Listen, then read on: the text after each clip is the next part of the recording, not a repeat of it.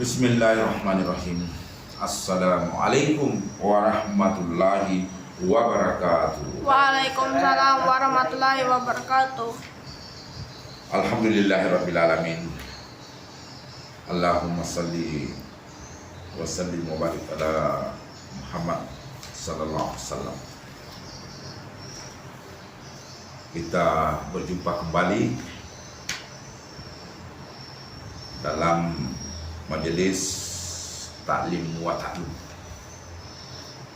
Ini taklim wa ta'lum di rumah ini perlu kita hidupkan. Supaya apa? Supaya suasana agama ada hidup dalam rumah. Nah, jangan sampai hanya suasana bioskop hidup. Jadi bagaimana kita ini di rumah ada amalan-amalan yang hidup. Nah, seperti ini taklim wa ta'lum.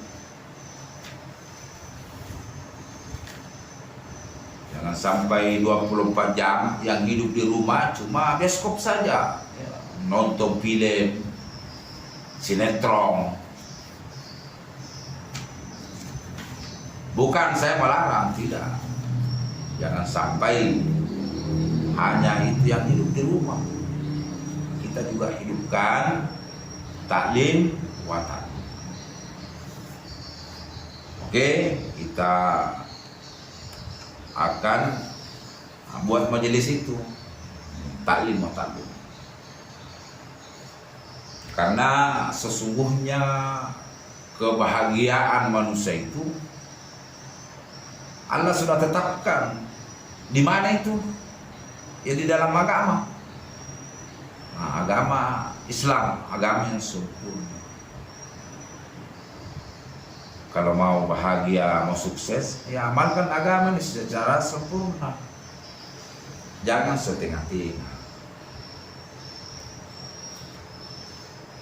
Apa judulnya taklim kita? Yaitu pentingnya iman, ikhlas, dan ihtisab.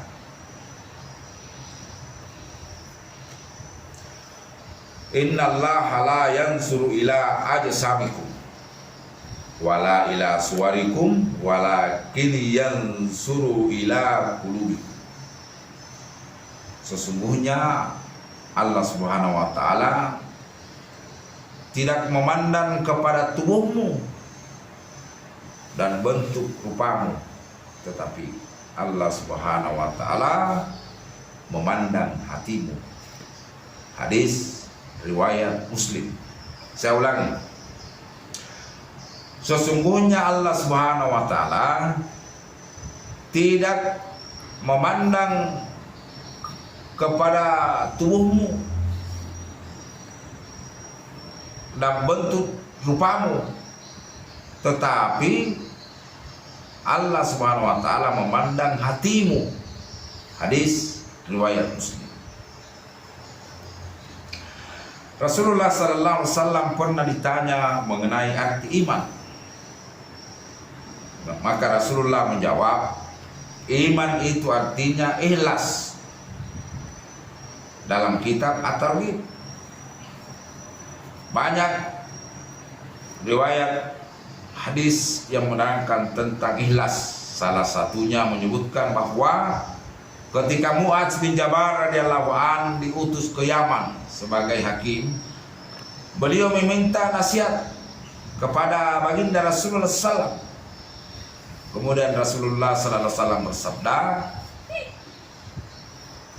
dalam setiap amalanmu, wahai Mu'adz, dalam setiap amalanmu jagalah keikhlasan, karena keikhlasan itu akan menambah pahala kebaikan, walaupun amalan itu sedikit.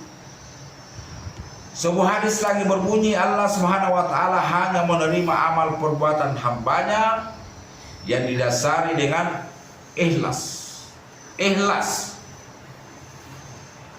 Disebutkan dalam sebuah hadis qudsi, Allah Subhanahu wa taala berfirman, Akulah yang maha kaya dari seluruh sekutu. Barang siapa yang melakukan suatu amalan yang menyekutukan aku di dalamnya, maka aku akan menyerahkan dia kepada sekutunya. Dan dalam riwayat yang lain, aku terlepas darinya dan baginya perbuatan yang dia lakukan. Hadis riwayat Muslim dalam kitab Mishkat.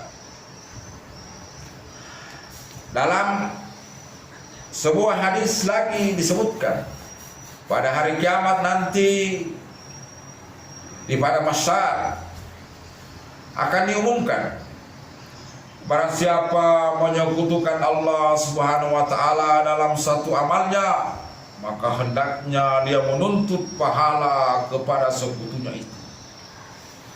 Karena Allah Subhanahu wa taala tidak menginginkan satu sekutu pun. Allah Subhanahu wa taala tidak menginginkan satu sekutu pun baginya. Dan Allah Subhanahu wa taala tidak akan memuliakan siapapun yang mempersekutukannya.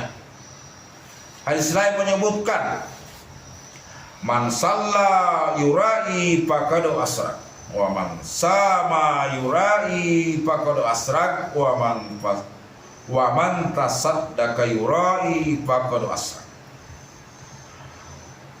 Barang siapa mengerjakan salat karena riya, maka sungguh dia telah berbuat syirik.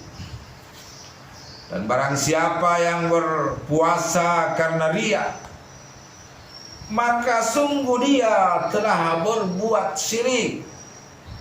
Dan barang siapa memberi sedekah karena riya, maka sungguh dia juga berbuat syirik. Hadis riwayat Ahmad. Saya ulangi lagi satu kali. Barang siapa mengerjakan salat karena riya, maka sungguh dia telah berbuat syirik. Dan barang siapa yang berpuasa karena riya, maka sungguh dia telah berbuat syirik. Dan barang siapa memberi sedekah karena riya, maka sungguh dia juga berbuat syirik. Hadis riwayat Ahmad dalam kitab Mishkat. Seseorang musyrik yaitu seseorang yang melakukan suatu amalan tanpa disertai dengan keikhlasan semata-mata untuk mendapatkan keridhaan Allah Subhanahu wa taala. Bahkan dengan niat untuk memamerkannya agar dihargai oleh manusia. Maka hal ini secara tidak langsung telah menyekutukan Allah Subhanahu wa taala, sehingga segala amalannya tidak akan sampai kepada Allah Subhanahu wa taala, tetapi hanya sampai kepada orang yang diharap-harap pujiannya dan diharap-harap penghargaannya.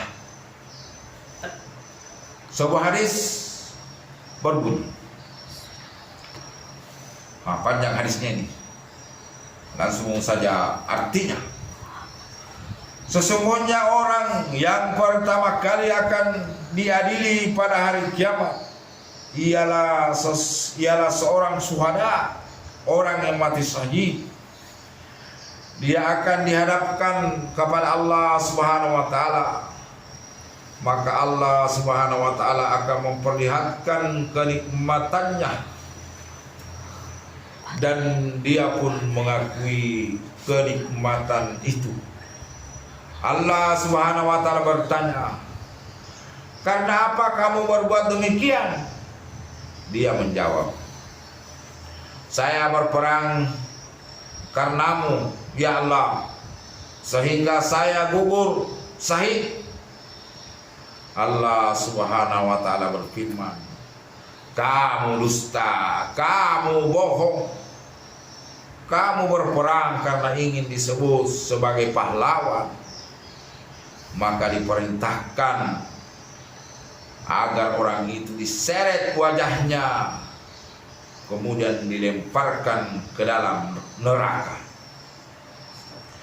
Kemudian seorang yang belajar dan mengajar ilmu agama dan yang suka membaca Al-Quran dihadapkan kepada Allah Subhanahu wa Ta'ala, maka Allah Subhanahu wa Ta'ala akan memperlihatkan nikmat-nikmatnya, dan dia pun mengakui nikmat-nikmat tersebut.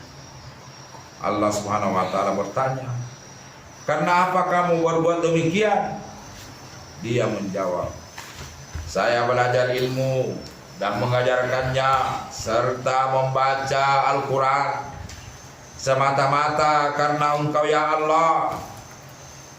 Allah Subhanahu wa Ta'ala berfirman, "Kamu dusta, kamu bohong. Kamu mempelajari ilmu dan mengajarkannya supaya kamu disebut ulama, dan kamu membaca Al-Quran supaya kamu dipanggil qori, dan kamu sudah mendapatkannya." Kemudian diperintahkan agar orang itu diseret wajahnya dan dicampakkan ke dalam neraka.